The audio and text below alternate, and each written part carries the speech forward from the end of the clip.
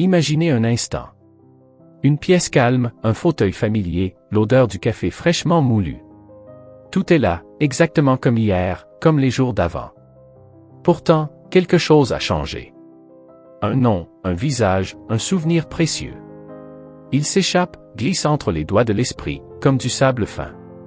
Une ombre s'étend, silencieuse, insidieuse, sur ce qui était autrefois une clarté absolue. C'est la démence.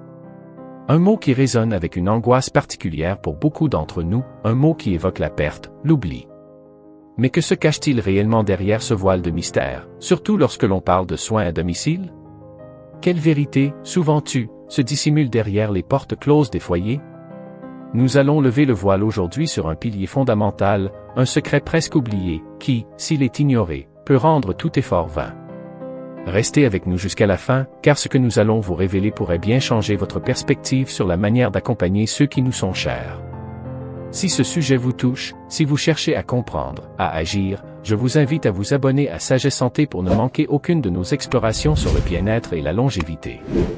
Bonjour à tous, et bienvenue sur Sagesse Santé, votre espace dédié à l'équilibre entre la science et la sagesse, où chaque conseil est une passerelle vers une vie plus riche, plus autonome. Ici, nous ne vous promettrons jamais de formules magiques, de remèdes miracles qui effaceront d'un coup de baguette les complexités de la vie et du vieillissement. Notre engagement est différent, vous offrir clarté, soutien et des informations basées sur des évidences, pour que vous puissiez prendre des décisions éclairées, avec sérénité. Aborder la démence, c'est toucher à l'une des facettes les plus délicates du vieillissement. C'est une épreuve pour la personne atteinte, bien sûr, mais aussi, et peut-être surtout, pour ceux qui l'entourent, qui l'aiment, qui la soignent. Il est essentiel de comprendre que la solution n'est pas dans l'évitement, mais dans la connaissance et l'action juste. Pourquoi tant de familles se sentent-elles dépassées, épuisées, malgré toute leur bonne volonté et leur amour inconditionnel? Pourquoi les méthodes courantes de soins à domicile, celles que l'on trouve dans les guides et les forums, semblent-elles parfois échouer, laissant un goût amer d'impuissance? C'est une question que nous entendons souvent. Permettez-moi de vous raconter l'histoire d'Eliane, une femme de 78 ans, dont la mémoire commençait à s'effilocher. Sa fille, Sophie, une femme dévouée, a tout mis en œuvre. Elle a réorganisé la maison, mis des étiquettes partout, créé des routines strictes, engagé une aide à domicile pour quelques heures par jour. Elle a lu tous les livres, suivi tous les conseils. Pourtant, la frustration grandissait.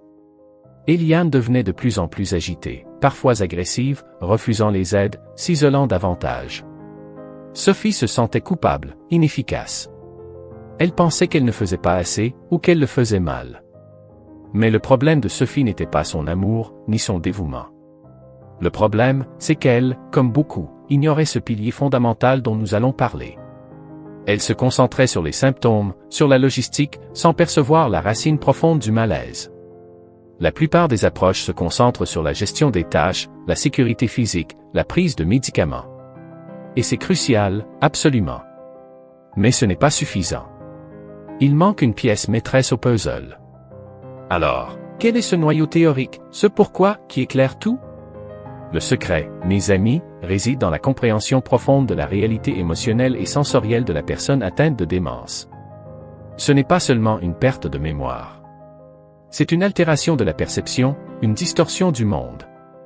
Et cela se décompose en 3 points essentiels, comme les facettes d'un cristal complexe. Premièrement, la perte de la cohérence narrative. Imaginez que votre vie ne soit plus une histoire linéaire, mais une série d'instants fragmentés, sans lien logique. Les souvenirs récents s'effacent, laissant place à des échos du passé. Pour nous, une journée est une suite d'événements. Pour une personne atteinte de démence, c'est comme regarder un film dont les scènes sont mélangées, sans ordre. Elle ne se souvient pas d'avoir déjeuné il y a 1 heure, mais elle peut revivre avec une clarté étonnante un événement de son enfance. Ce n'est pas de la mauvaise volonté, c'est une nouvelle façon de percevoir le temps et les liens de cause à effet.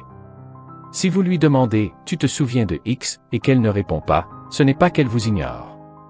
C'est que la question elle-même n'a peut-être aucun sens pour elle dans l'instant présent. Son cerveau ne peut plus construire cette narration. Deuxièmement, la primauté de l'émotion sur la logique. Lorsque la capacité de raisonner s'amenuise, les émotions, elles, demeurent et même s'intensifient. Une sensation de faim, une lumière trop vive, un son inattendu, une voix perçue comme agressive, même si l'intention n'y est pas, peuvent déclencher une réaction émotionnelle forte, peur, colère, anxiété. C'est comme si le filtre logique était brisé, et que les ressentis bruts prenaient le dessus. Un mot, un geste, une expression faciale peuvent être interprétés de manière totalement différente de ce que nous, avec notre raison, percevons. C'est pourquoi une personne peut se sentir menacée par une aide qui veut simplement l'aider à se laver. Elle ne comprend pas l'intention, elle ressent l'intrusion, la perte de contrôle, et son corps réagit avec anxiété. L'analogie ici est celle d'un enfant en bas âge. Il ne comprend pas le langage complexe, mais il perçoit l'intonation, l'énergie, l'émotion. La personne atteinte de démence retrouve, à certains égards, cette hypersensibilité émotionnelle. Enfin, troisièmement, la recherche d'un sens et d'un rôle social. Même au milieu de la confusion, l'être humain cherche à se sentir utile, à avoir une place, à être reconnu. La démence ne supprime pas ce besoin primaire d'appartenance et de dignité. Si l'on ne propose que des activités passives, si l'on ne s'adresse à la personne qu'en termes d'instruction ou de besoins physiques, on la prive de ce qui nourrit l'âme. Elle peut alors se renfermer, devenir apathique ou, au contraire, s'agiter, cherchant désespérément à retrouver un rôle, même si elle ne sait plus comment l'exprimer.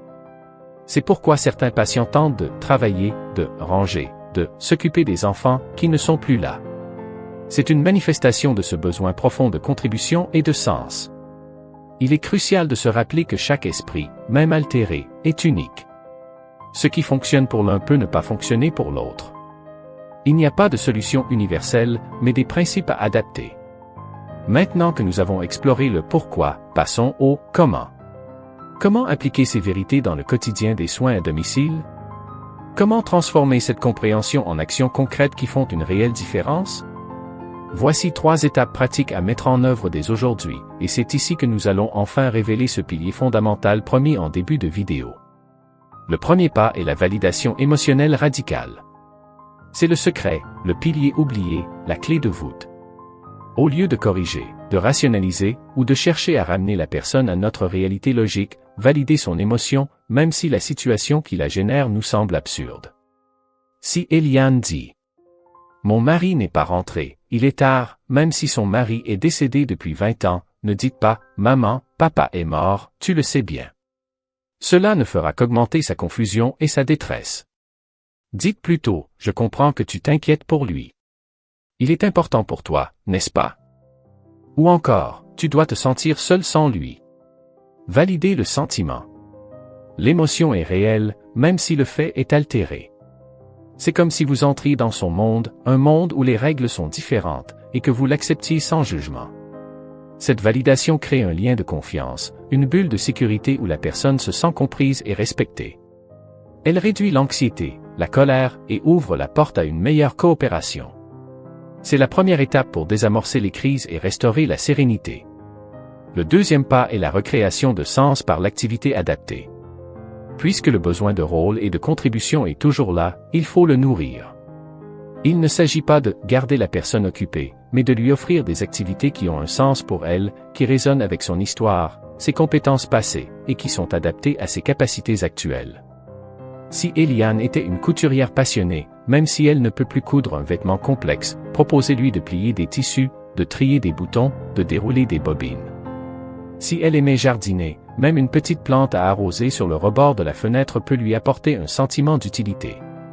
L'objectif n'est pas le résultat parfait, mais le processus, le sentiment d'engagement, la reconnaissance de sa capacité. Cela peut être aussi simple que de l'impliquer dans la préparation d'un repas facile, comme éplucher des légumes, avec supervision, ou simplement mélanger une salade. Ces petites victoires quotidiennes nourrissent l'estime de soi et réduisent l'apathie. Le troisième pas est la communication non verbale et sensorielle consciente. Puisque les mots peuvent perdre leur sens, le corps, le toucher, le regard, l'intonation, les sons et les odeurs deviennent primordiaux. Parlez calmement, utilisez un ton doux et rassurant. Établissez un contact visuel doux. Utilisez le toucher de manière appropriée et respectueuse, une main sur l'épaule, une caresse sur le bras, si la personne l'accepte. Créez un environnement sensoriel apaisant, une musique douce qu'elle aimait autrefois, des lumières tamisées, l'odeur d'une fleur ou d'un plat qu'elle appréciait. Évitez les stimuli excessifs, le bruit, la précipitation. Chaque interaction devient une danse subtile où le message est transmis non pas par la logique des mots, mais par la mélodie des sens et de l'émotion. C'est ce pilier de la validation émotionnelle radicale, combiné à la recréation de sens et à la communication sensorielle, qui forme la base d'une approche véritablement efficace pour les soins à domicile. Bien sûr, il serait illusoire de penser que ces techniques résolvent tout. La démence est une maladie progressive et les défis évoluent. Ces approches ne sont pas une cure, elles sont une boussole pour naviguer dans un territoire complexe.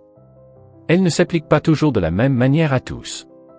Dans les stades avancés, où la communication verbale est presque inexistante, la validation émotionnelle se fera davantage par le langage corporel, le contact doux, la présence apaisante. Il y aura des jours difficiles, des moments de frustration et de tristesse. Il est vital de reconnaître ses propres limites en tant qu'aidant, de chercher du soutien, de ne pas s'épuiser. Ces méthodes ne remplacent pas l'accompagnement médical et thérapeutique, mais elles le complètent, en offrant une qualité de vie et une dignité inestimables à la personne malade. Elles ne s'appliquent pas non plus si la personne présente des symptômes de danger immédiat pour elle-même ou pour autrui, où une intervention professionnelle rapide est impérative. La sécurité prime toujours. Mais dans le quotidien, pour apaiser, pour connecter, pour aimer, ces principes sont un guide précieux. En fin de compte, prendre soin d'une personne atteinte de démence à domicile, ce n'est pas seulement gérer une maladie. C'est embrasser une nouvelle forme de relation, une danse où l'amour et l'empathie guident chaque pas. C'est apprendre à parler un langage sans mots, à comprendre un monde sans logique. Le pilier fondamental, la vérité souvent négligée, c'est que l'amour et la compréhension des émotions priment sur la correction des faits. C'est en validant la réalité de l'autre, aussi différente soit-elle de la nôtre, que nous pouvons créer un havre de paix et de dignité. Si cette exploration a résonné en vous, si elle a allumé une étincelle de compréhension ou d'espoir, nous vous invitons à partager vos propres expériences et vos questions dans les commentaires ci-dessous. Comment gérez-vous ces défis au quotidien? Quelles sont vos propres stratégies? Votre partage est une richesse pour toute notre communauté. Et si vous souhaitez continuer à explorer des sujets qui vous aideront, vous ou vos proches, à vivre une vie pleine et autonome, même face aux défis du vieillissement, alors n'oubliez pas de vous abonner à Sagesse Santé et d'activer la petite cloche pour ne rien manquer. Ensemble, nous bâtissons un chemin vers une longévité épanouie. Prenez soin de vous, et à très bientôt.